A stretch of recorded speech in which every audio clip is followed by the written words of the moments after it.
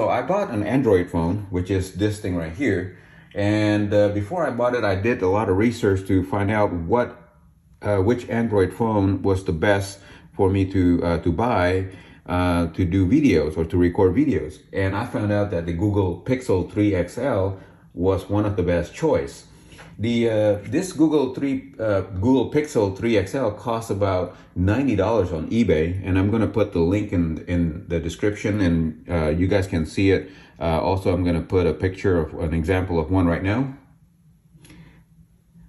So I bought mine for basically $90 plus free shipping on eBay, and as you guys can see, it has a cracked screen on here, and it's chipped here, and it has another crack here, but it doesn't really matter. All I care about is that it works, and it has a very good camera right here. The camera is extra good. It's very sharp. Actually I have a scratch on it. Looks like I have on the camera itself, on the lens, but it doesn't seem to affect the picture quality that I record from it.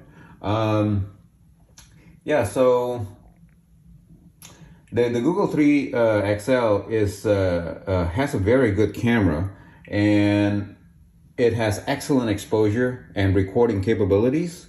At $90, it is really an amazing purchase. So the phone itself is $90, but I purchased the case was also super cheap. I think I got it for like $8 or $9 with shipping, which is extremely good. So you can check out the specs on the Google Pixel 3 XL. I highly recommend it. It's a great phone, and it's a great camera phone. I don't use it for talking on the phone, but I just use it for strictly doing desktop review like this.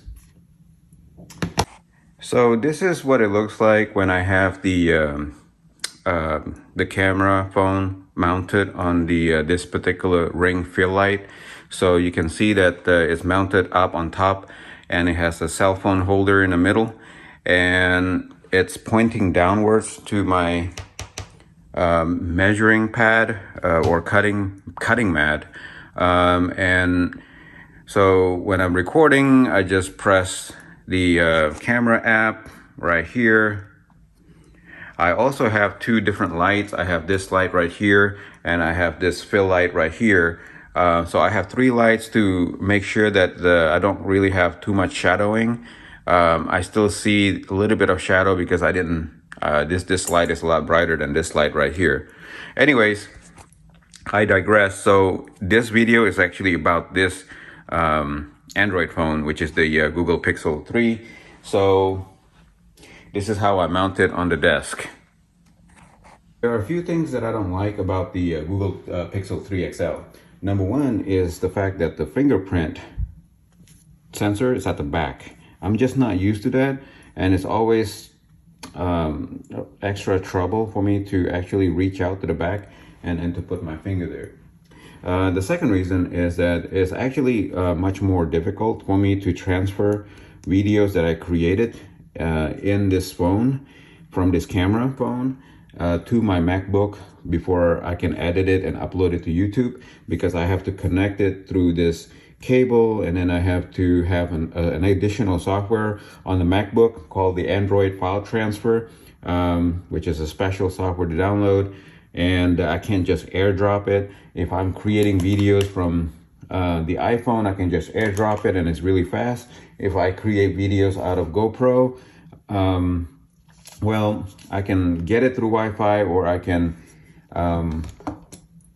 connect a cable to it. I usually connect a cable to it, and it doesn't take any special software. I can actually just transfer the video files over. But this Android, for some reason, I don't know if they made it like that on purpose to make it extra hard for people with Android and Apple, so they're not compatible. I'm not sure, but it just takes extra effort to do that. And the third negative I guess features, or not negative feature, negative comment that I have for this phone is the fact that it doesn't have image stabilization. So therefore, I do not want to use this outside when it's just kind of like shaking around. I only want to use this phone when I'm doing a desktop review, and it works really well for desktop review. Yeah. Okay, so right now this video is actually being recorded using the Android Google Pixel 3 XL, and I'm going to show you the first benefit or feature that I really like, which is the autofocus. So the autofocus gives you the capability of bringing something up close and it's being able to focus on it, and then you can see that now the AirPod is very blurry at the background. And if I do that, if I take the foreground object away, then you are really going to be focused on the background object itself. See? There you go. So that's crucial as a feature if you're doing a desktop review on items, objects, and you would like to be able to focus and be able to focus just at different angles or different distances. I think that's really useful. All right, so the number 2 feature is to be able to use it as a close-up camera. And what I mean by that is you should be able to zoom in really, really close and use it kind of like a microscope. So that gives you right there, you can see that you can use this camera as a tool to kind of like a microscope almost, to zoom in to something that is very small.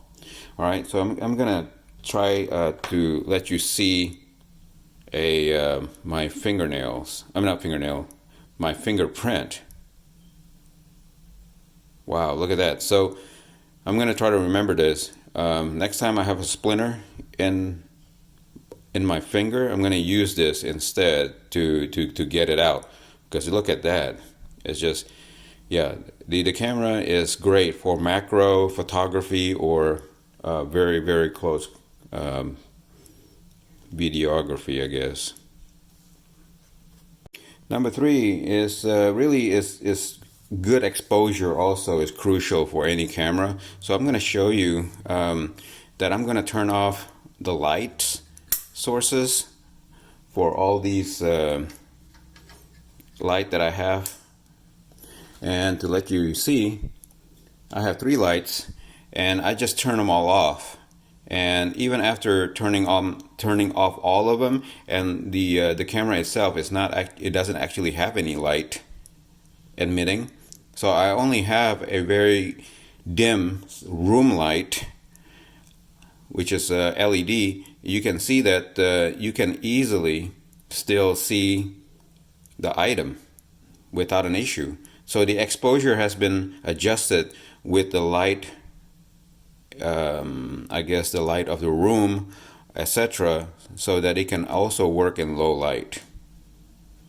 The last feature that I like is the fact that the Android phone, at least the Google 3 XL, does have 128 gigabyte. So versus an iPhone like this one has, I think, 128 gigabyte also, but it's not expandable. So the Android phones are expandable. You can actually put a micro SD card in the Google Pixel and expand your storage capacity. Thank you for watching. Please subscribe to my channel to see more do-it-yourself video like these and support my channel. Thank you.